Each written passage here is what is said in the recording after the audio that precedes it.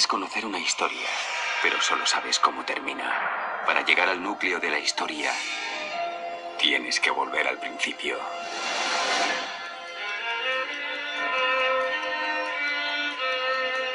La Biblia nos sigue contando que tiempo después del diluvio, sobre el 2100 a.C., un bisnieto de Noé conocido como Nimrod se puso a edificar una ciudad con una gran torre, con la intención de hacerse un nombre célebre, cuestión que no agradó a Dios, que les confundió las lenguas, o sea, les dio otros idiomas y los esparció desde allí sobre toda la superficie de la tierra, y poco a poco dejaron de edificar la ciudad.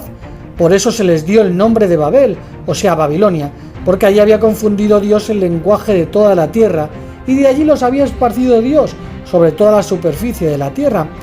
Y las excavaciones efectuadas en la antigua ciudad de Babilonia han sacado a la luz la ubicación de varios zigurats en forma de pirámides escalonadas, como el templo de Temenanki dentro de Babilonia.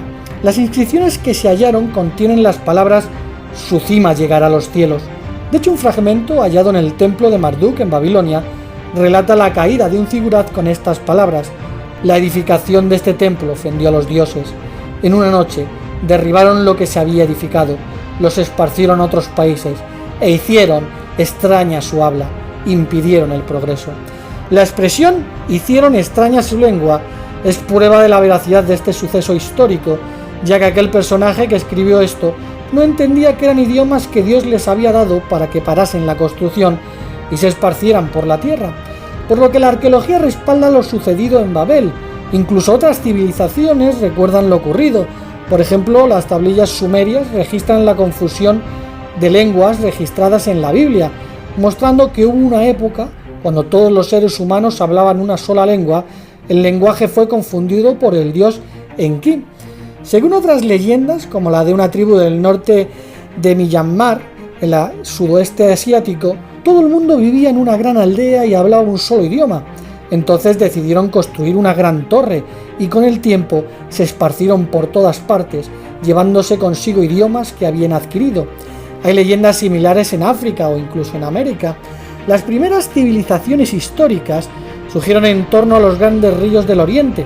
Fue en Mesopotamia, en los ríos Tigris y Éufrates, donde se desarrolló la primera civilización, y es que los 70 nietos de Noé con el tiempo se esparcieron por sus tierras, cada uno según su lengua. 427 años después del diluvio y de la expansión de los nietos de Noé por el mundo, en el año 1943 a.C., Dios hizo un pacto con un hombre llamado Abraham, cuando éste contaba con 75 años de edad. Mediante este hombre, Dios bendeciría a todas las naciones, ya que gracias a su descendencia, el Mesías vendría a la tierra. Para cumplir sus promesas a Abraham, Dios colocó los cimientos para una nación al establecer un pacto especial con los descendientes de Abraham. Dios le prometió que formaría una gran nación con sus descendientes y que bendeciría todas las familias de la tierra. Dios le prometió: «Yo de seguro te bendeciré y de seguro multiplicaré tu descendencia como las estrellas de los cielos, y mediante tu descendencia ciertamente se bendecirán todas las naciones de la tierra, debido a que has escuchado mi voz». Tuvo un hijo llamado Isaac, y este tuvo dos hijos, Jacob y Esaú, quien vendió por un plato de lentejas su primogenitura a Jacob. Abraham murió en 1843 a.C., cuando su nieto Jacob tenía 15 años de edad, por lo que este conocía por su abuelo el pacto. Con el tiempo Jacob tuvo 12 hijos y una hija. Uno de esos hijos, José, fue vendido por sus hermanos y este con el tiempo fue el segundo hombre más poderoso de Egipto. Unos 10 años después de la muerte de Isaac, Jacob se vio obligado a enviar a 10 de sus hijos a Egipto en busca de cereales como consecuencia del hambre del país. El administrador de alimentos de Faraón era José, quien se había convertido en un hombre poderoso en Egipto. Este reconoció a sus hermanos y les pidió que volviesen a Egipto con Benjamín, su hermano más joven, que no había viajado con ellos. José les terminó diciendo quién era. Se reconcilió con sus hermanos y les pidió que trajeran a su padre. Después, todos se trasladaron a Egipto. En 1711 a.C., Jacob murió a los 147 años, después de haber residido por 17 años en Egipto. Al fin José dijo a sus hermanos: «Estoy para morir, pero Dios sin falta dirigirá su atención a ustedes y ciertamente los hará subir de esta tierra, la tierra acerca de la cual juró Abraham, a Isaac y a Jacob». Por eso José hizo jurar a los hijos de Israel y dijo: «Dios sin falta dirigirá su atención a ustedes, por consiguiente, tienen que llevarse de aquí mis huesos». La historia también ha demostrado que estos personajes del relato bíblico existieron, por ejemplo, Abraham o Jacob, un hombre que, según nos cuenta el registro bíblico, estuvo dispuesto a sacrificar a su hijo por hacer la voluntad de Dios. Por ejemplo, el nombre Abraham aparece en hallazgos arqueológicos hallados en Babilonia, en el mismo periodo de los patriarcas. El nombre del patriarca es mencionado en el año 918 a.C. por el faraón Sisac, de Egipto. Este faraón escribió en los muros del templo el nombre de un lugar llamado Campo de Abraham, comprobando que Abraham fue un conocido en Palestina, la tierra donde la Biblia lo ubica. La arqueología también ha demostrado que las costumbres narradas en la Biblia durante la era patriarcal reflejan las costumbres de la época, por lo que hay pruebas históricas y arqueológicas de la existencia del patriarca Abraham. También hay un hallazgo que demuestra la existencia del patriarca, y no solo de él, sino de familiares directos. Por ejemplo, en el año 1933 se realizaron unas excavaciones en la antigua ciudad real de Mari, donde se desenterró un palacio en el que se encontraron archivos con más de 20.000 tablillas de arcilla. Este hallazgo contenía los nombres de Peleg, Serug, Nacor, Taré y Aram, todos anotados como nombres de ciudades del norte de Mesopotamia, que correspondían a nombres de familiares de Abraham, mencionados en el capítulo 11 de Génesis, y que fundaron las ciudades que después llevarían sus propios nombres.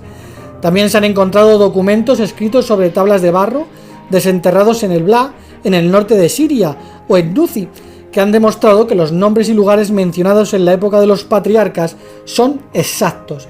Incluso las costumbres antiguas se han encontrado contratos de personas que vendieron su progenitura por 3 ovejas, como el nieto de Abraham, Esaú, quien la vendió por un plato de lentejas, mostrando que era una mala costumbre de la época. Descubrimientos arqueológicos han confirmado sin ningún género de dudas aspectos de la historia de Abraham. Por ejemplo, la Biblia nos habla de un pueblo conocido como los hititas.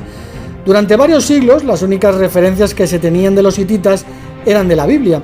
Debido a estos, algunos detractores de la Biblia aseguraron que no era más que un invento.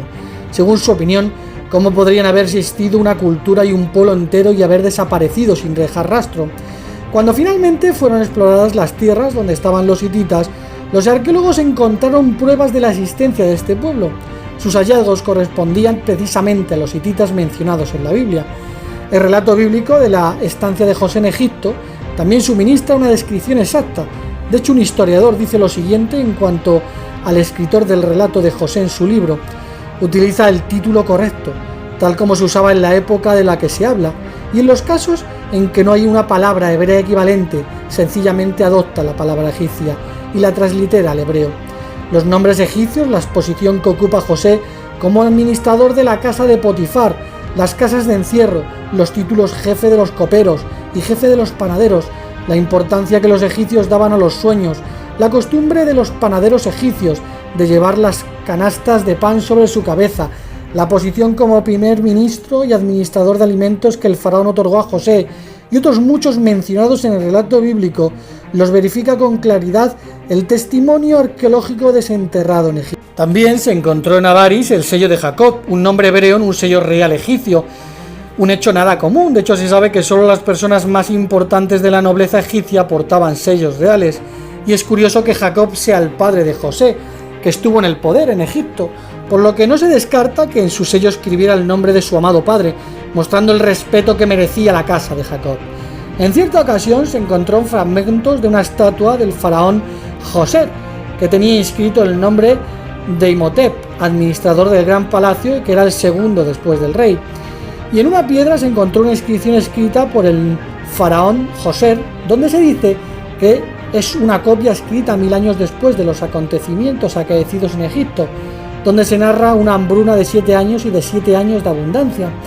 En la inscripción el faraón muestra su preocupación por una hambruna y le pregunta a Imhotep por una solución que tendría que venir del dios egipcio, por lo que el faraón le pide a Imhotep, su administrador, que le muestre la salida del problema de la hambruna de 7 años que se avecina sobre Egipto. Imhotep le dice que debe consultar a Dios, pues él no tiene la respuesta. Pues el faraón tuvo un sueño donde un dios egipcio le mostró que habría 7 años de hambre y 7 de bonanza en Egipto. Entonces el faraón prometió al dios egipcio que pagaría un impuesto donde solo los sacerdotes estarían exentos. Imhotep terminó muriendo con 110 años y Egipto lo recuerda como un arquitecto, médico y un hombre sabio. Con los siglos terminaron convirtiéndole en un dios egipcio, y la cuestión es que la Biblia cuenta prácticamente lo mismo. El faraón tuvo un sueño que le preocupó. En Génesis capítulo 41, versículo 8, por la mañana resultó que a Faraón se le agitó el espíritu por un sueño, por lo que llamó a todos los sacerdotes de Egipto y a todos los sabios de este, pero no hubo intérprete que pudiera explicar el sueño a Faraón, por lo que un forastero terminó explicando el sueño de Faraón gracias a la intervención de Dios, donde le dice que vendrían 7 años de abundancia y después 7 de pobreza. En la crónica egipcia se dice al revés, primero 7 años malos y después 7 años buenos. Después de la revelación del sueño de Faraón, le dice a José que estaría a cargo personalmente sobre su casa y que todo el pueblo le obedecería sin reserva. Solo el faraón sería más grande que él, por lo que José pasó a ser el segundo hombre más poderoso de Egipto. José, el nuevo arquitecto, nombrado por Faraón, construyó enormes graneros para guardar el alimento para el pueblo egipcio, según se relata en Génesis capítulo 41, versículos 35 y 36. Tiempo después, José hizo que fuese decreto que sobre los terrenos de Egipto, que Faraón recibiera un 20%, excluyendo a los sacerdotes. Las crónicas egipcias cuentan lo mismo, pero dice que fue un 10%, después José moriría con 110 años. El relato bíblico dice que José fue el hombre más sabio de su época y que estuvo a cargo de los médicos al igual que Imhotep, por lo que todos los componentes del relato bíblico están presentes en esta crónica egipcia, con la diferencia de que la historia se distorsionó algo para ensalzar a Egipto y a sus dioses. Sin embargo, es curioso que este suceso bíblico esté presente en la memoria de Egipto, y solo de Egipto, mientras que por todo el mundo perduran recuerdos compartidos de los surgidos en el jardín de Edén y del diluvio universal.